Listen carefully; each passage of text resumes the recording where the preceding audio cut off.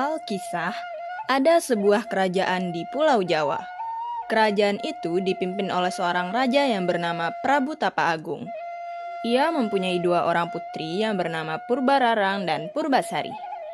Pada suatu hari, karena Prabu Tapa Agung sudah tua, ia menunjuk putri bungsunya yaitu Purbasari sebagai penggantinya. Aku sudah tua, saatnya aku turun tahta. Aku juga berpikir seperti itu, Kanda.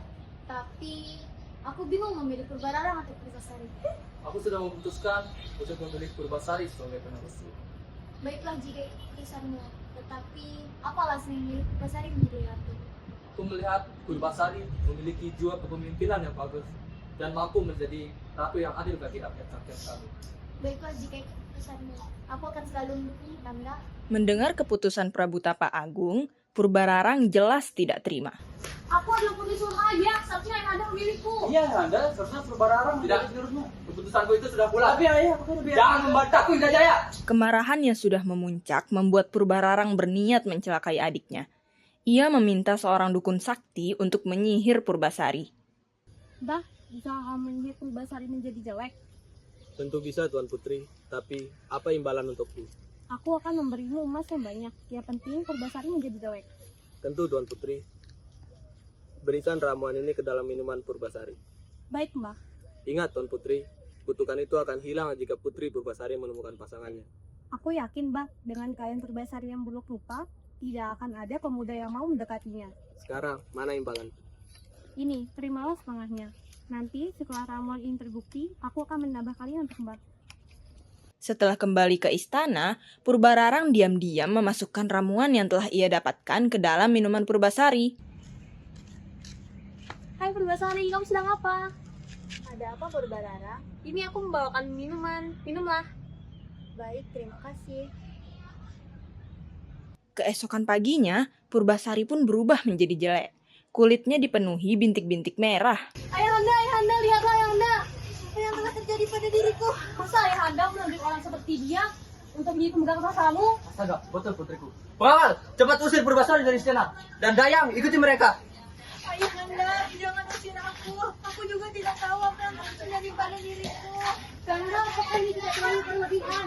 Purbasari juga putri kita. Tidak, Bunda. Ini adalah cara terbaik untuk Purbasari. Aku takut jika para rakyat tahu, ini akan berbahaya untuk Purbasari sendiri.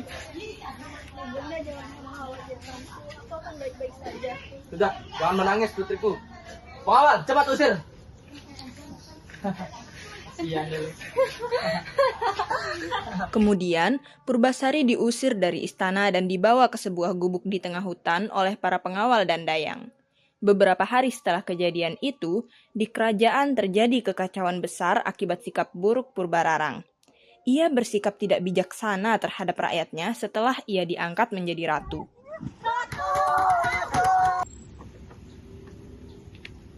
Ratu, tolong kami, Ratu.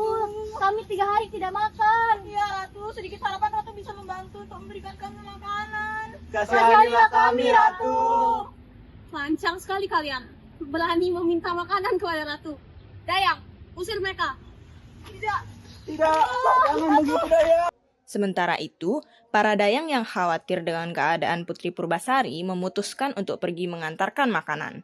Dalam perjalanan menuju hutan, Gayatri melihat warga sedang berkerumun dan membicarakan sesuatu. Wah, Putri Purbararang jahat sekali ya. Kamu baru tahu, dia kan memang jahat dari dulu. Sifatnya sangat bertolak belakang dengan Putri Purbasari. Pantas saja sebelumnya Prabu Tapa Agung memilih Purbasari. Aku juga lebih setuju jika Purbasari menjadi ratu. Lantas, mengapa Putri Purbasari diasingkan? Kamu tidak tahu, sekarang kan Purbasari berbuka. Jangan-jangan Putri Purbasari diguna-guna oleh kakaknya sendiri. Aku juga curiga kepada Ratu Purbararang, apalagi dia memang memiliki sifat yang jahat. Kita doakan saja, semoga Ratu Purbasari sembuh. Para Dayang pun tidak mempedulikan omongan para warga tersebut dan langsung melanjutkan perjalanan menuju hutan.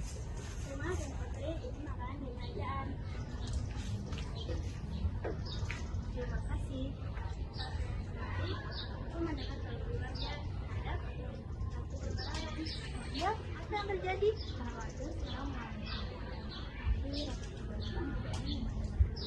Jadi para rakyat sedang kelaparan. Baiklah, bawakan saja makanan ini untuk mereka. Lalu, bagaimana?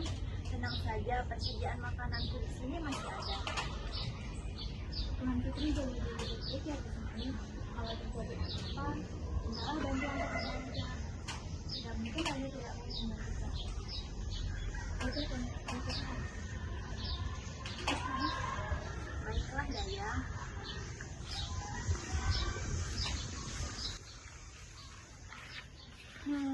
Sebenarnya aku juga sedang kelaparan, tapi rakyatku lebih membutuhkannya. Suatu hari, ketika Purbasari duduk di depan gubuknya, dia kaget melihat seekor lutung yang muncul dari balik pohon. Siapa kamu?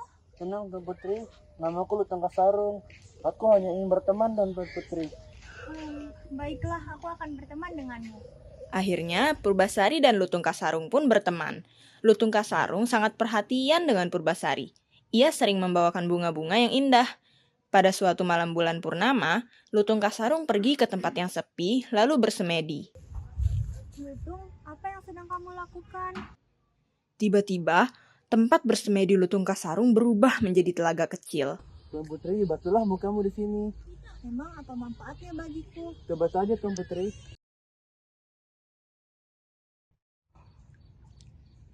Akhirnya, Purbasari membasuh wajahnya di telaga itu.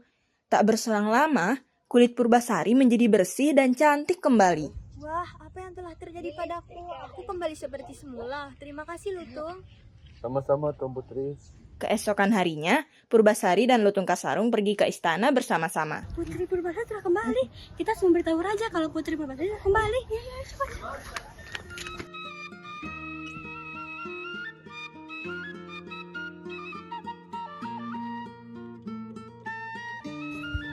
Bagaimana kau bisa kembali menjadi cantik Purbasari? Ini semua berkat Lutung Kasarung. Berkat dia.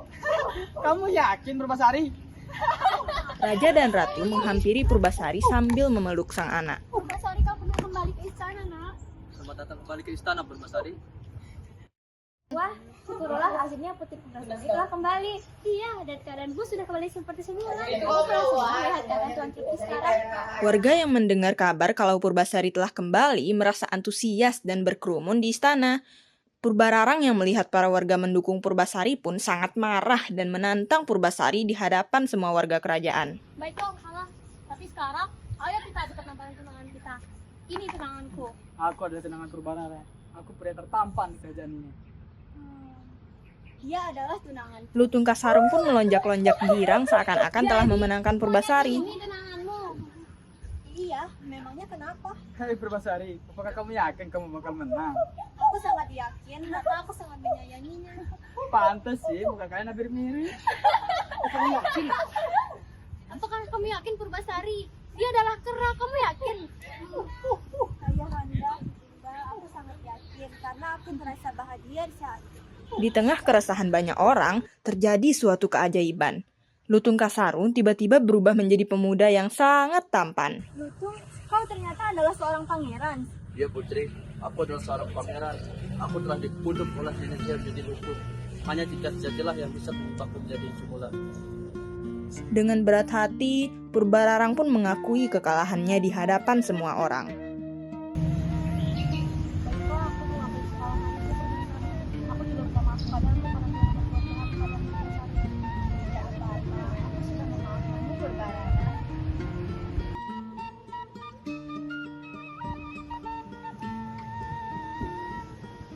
Baiklah semuanya, sekarang sudah jelas siapa pemenangnya. Hari ini saya nyatakan takhta kerajaan turun ke Purbasari. Purbasari resmi menjadi seorang ratu dengan didampingi oleh seorang pemuda tampan yang bernama Lutung Kasarung sebagai tunangannya. Sejak saat itu, kehidupan di kerajaan pun berjalan dengan sejahtera dan damai.